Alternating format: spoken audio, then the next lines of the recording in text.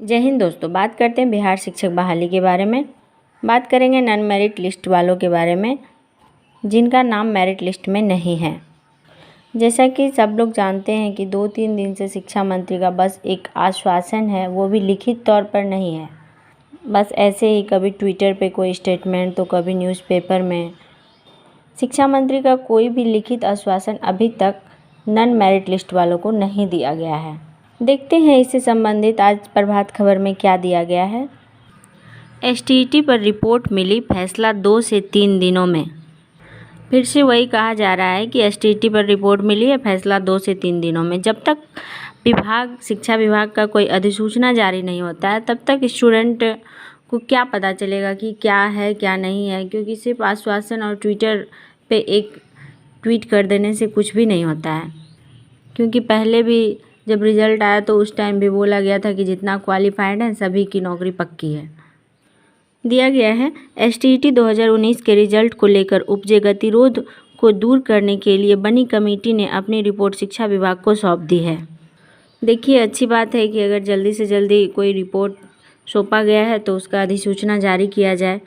हालांकि रिपोर्ट सौंपे जाने की पुष्टि विभागीय अफसरों ने नहीं की है। 2 से 3 दिनों में शिक्षा विभाग की ओर से इसके बारे में आधिकारिक सूचना जारी कर दी जाएगी। अब फिर से देखिए, यहाँ पे है कि विभागीय अफसरों के द्वारा रिपोर्ट की पुष्टि नहीं की गई है, लेकिन फिर भी कहा जा रहा है कि 2 से 3 दिनों में आधिकारिक सूचना जारी कर दी जाएगी।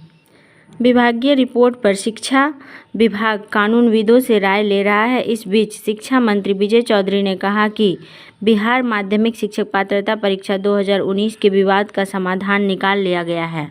शिक्षा मंत्री का कहना है कि इस समस्या का समाधान निकाल लिया गया है, लेकिन ये तभी सिद्ध होगा जब तक कि कोई अधिसूचना जारी नहीं होती है कि क्या समाधान निकाला गया है और क्या नहीं। सभी क्वालिफाइड अभ्यर्थी आगामी तथा सभी शिक्षक नियोजन के लिए जीवन पर्यंत पात्र माने जाएंगे। जीवन पर्यंत पात्र माने जाएंगे का क्या मतलब है कि अभी अगर हम पास किए हैं 2019 में, अगर अभी मेरिट लिस्ट में नहीं है, अगर इस साल नहीं हुआ तो फिर आगे तो और संख्या बढ़ेंगी। तो ऐसी मान्यता का क्या फ़ायदा कि जीवन पर्यंत। ठीक है, जिनका रह जाएगा वो एक अलग बात है, लेकिन कम से कम जितने स्टूडेंट क्वालिफाइड हैं उनको तो नियुक्ति देनी ही होगी सरकार को, बशर्ते वो नियोजन की उम्र सीमा के दायरे में आते हों। उन्होंने प्रभात खबर से विशेष बातचीत में साफ किया कि एसटीईटी के रिजल्ट का विवाद समाप्त कर लिया जाएगा। शिक्षा मंत्री का कहना है कि वो एसटीईटी से जो विवाद उत्पन्न हुआ है उसे वो समाप्त कर लेंगे।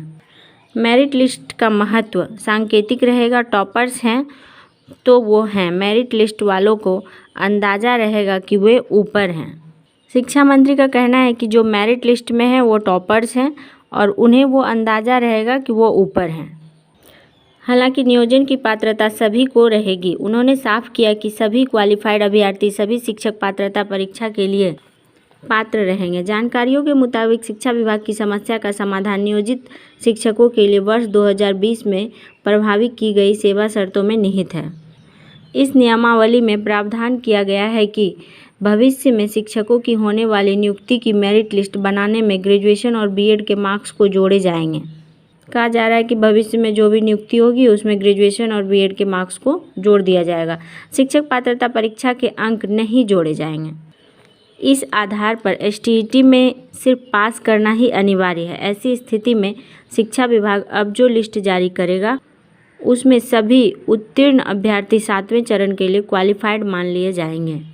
शिक्षा मंत्री का कहना है कि जो भी उत्तीर्ण हैं वो सारे 7वें चरण के लिए क्वालिफाइड माने गए हैं। अगर सारे क्वालिफाइड हैं तो फिर ये नॉन मेरिट और मेरिट लिस्ट की बात आती कहाँ से है। देखिए, 2 से 3 दिनों में शिक्षा मंत्री का क्या लेटर जारी होता है या फिर सिर्फ आश्वासन मिलता है विद्यार्थियों को, ये तो 2-3 दिन के बाद ही पता चलेगा। और भी न्यूज़पेपरों में ढेर सारी बातें निकल कर के आ रही हैं कि स्टूडेंट का आंदोलन हो रहा है, तो इस सब टाइप की ढेर सारी न्यूज़पेपर इस प्रकार से है। इस आंदोलन में स्टूडेंट तब तक शांत नहीं होंगे जब तक कि उन्हें कोई लेटर या फिर कोई लिखित आश्वासन नहीं मिल जाता है।